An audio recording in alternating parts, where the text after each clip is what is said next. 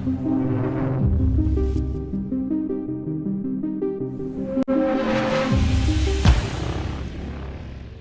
में हुए बहुचर्चित हिट एंड रन केस में जबलपुर की युवा सॉफ्टवेयर इंजीनियर की दर्दनाक मौत हुई है। पुणे के कल्याणी नगर में हुए इस हादसे में जबलपुर के शक्ति नगर से लगे साकार हिल्स में रहने वाली 25 साल की अश्विनी कोष्टा ने हादसे के तुरंत बाद मौके पर ही दम तोड़ दिया। अश्विनी के शव को सोमवार की शाम पुणे से जबलपुर लाया गया। परिवार में सबसे छोटी होने के कारण अश्विनी को सभी लोग बहुत प्यार करते थे और उसे प्यार से आशी बुलाया करते थे। सड़क हादसे में आशी की दर्दनाक मौत की जैसे ही खबर आई, परिवार में मातम छा गया। जबलपुर के शक्तिनगर से लगे साकार हिल्स कॉलोनी में रहने वाले सुरेश कुमार कोष्टा बिजली विभाग में कार्यालय सहायक के पद पर पदस्थ हैं। इनका एक बेटा संप्रीत बेंगलोर में सॉफ्टवेयर इंजीनियर है, तो दूसरी बेटी अश्विनी पिछले 2 सालों से पुणे में रहकर सॉफ्टवेयर इंजीनियर के तौर पर काम कर रही है। रविवार की तड़के अश्विनी अपने साथ काम करने वाले अनीश अवधिया के साथ रेस्टोरेंट से निकलकर अपने रूम जा रही थी। इसी बीच कल्याणी नगर के पास एक बिगड़ैल रईस ज़ादे ने करोड़ों की पोर्शे कार को बेलगाम रफ्तार से भगाते हुए मोटरसाइकिल पर सवार दोनों को जोरदार टक्कर मार दी। अचानक हुए इस दर्दनाक हादसे में अश्विनी और उसके दोस्त अनीश की मौके पर ही मौत हो गई। पोर्शे कंपनी की करीब 2 करोड़ की कार एक नाबालिग चला रहा था। बताया जा रहा है कि बेलगाम रफ्तार से कार वेदांत अग्रवाल नाम का नाबालिग चला रहा था, जो पुणे के एक बड़े बिल्डर का बेटा है, और उसे हादसे के तुरंत बाद किशोर न्याय बोर्ड ने चंद घंटे में ही जमानत दे दी। जिन शर्तों पर किशोर न्याय बोर्ड ने जमानत दी है, उससे परिवार वाले भी हैरत में हैं और वे इसके खिलाफ आक्रोश भी जता रहे हैं। अश्विनी कोष्टा उर्फ आशी के परिवार वालों का कहना है कि आशी को इंसाफ दिलाने के लिए ये हर स्तर की लड़ाई लड़ने के लिए तैयार हैं।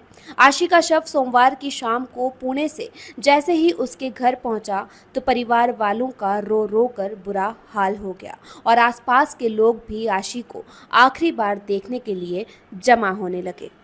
ये रात में एक्सीडेंट हो गया, 2:30 बजे एक्सीडेंट हो गया। एक नाबालिग लड़के ने कार से टक्कर मार दी।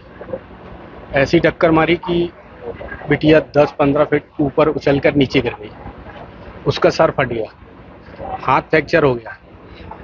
और उसके बाद प्रशासन ने उच्च स्तर के नेता और रसूखदार लोग इस बिटिया को, ऐसे लड़के ने एक्सीडेंट किया है जो कि बहुत ही बिल्डर्स है, बहुत बड़ा बिल्डर्स है अग्रवाल, इसने उस बच्ची का एक्सीडेंट कर दिया। उसके बाद ये कोर्ट से और थाने, हमारी पुलिस प्रशासन और हमारा संविधान क्या बोल रहा है इस समय कि ऐसे 1 घंटे में जमानत हो जाती है। किसी की जान चली जाए और 1 घंटे में जमानत। कोई कभी बच्चा, अगर उनका बच्चा चले जाएगा तो 1 घंटे में कहीं जमानत होती है। आज करीबी का कोई भी आदमी खत्म हो जाता है या कुछ हो जाता है तो उसकी कभी जमानत नहीं होती। और ये ऐसे रसूखदार, ऐसे बिल्डर्स लोगों के, ऐसे हरामखोरों लोग के एक्सीडेंट करे बच्चों का 16-17 साल में, जिसमें एक्सीडेंट में अपना लाइसेंस वो नहीं होता, उसके बाद भी इनका लाइसेंस कहाँ से बन गया और इनने गाड़ी मारी और इसको छोड़ा कैसे गया? क्या हमारा संविधान यही बोल रहा है कि किसी नाबालिग बच्चा एक्सीडेंट करे, किसी के बच्चे की जिंदगी उजाड़ दे, किसी का घर उजाड़ दे, और इस तरह का संविधान बनता है? और इतवार के दिन कौन सा कोर्ट, स्पेशल कोर्ट लगता है, वहां से जमानत होना ही नहीं चाहिए। कैसे हो गई जमानत? ये क्या कर रही है प्रशासन, क्या कर रहा है? परिवार के लिए इससे बड़ा दुख और भगवान क्या दे सकता है। मदर फादर गार्जियंस के ऊपर भी कार्रवाई होना चाहिए कि उसने नाबालिग बच्चों को इतनी बड़ी गाड़ी दे दी।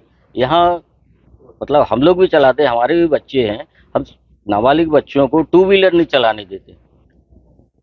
और महाराष्ट्र का मैंने सुना है कि महाराष्ट्र का कानून बहुत सख्त है, लेकिन इतना लचीला कानून होगा मैंने कभी कल्पना नहीं की थी। तो मेरा तो प्रशासन से, गवर्नमेंट से और कोर्ट से यही है, आग्रह है कि उनके विरुद्ध बच्चे के ऊपर तो की जाए कार्रवाई, उसके साथ साथ उनके गार्जियंस के ऊपर भी कार्रवाई की जाए और हमेशा के लिए उस गाड़ी का रजिस्ट्रेशन भी रद्द किया जाए।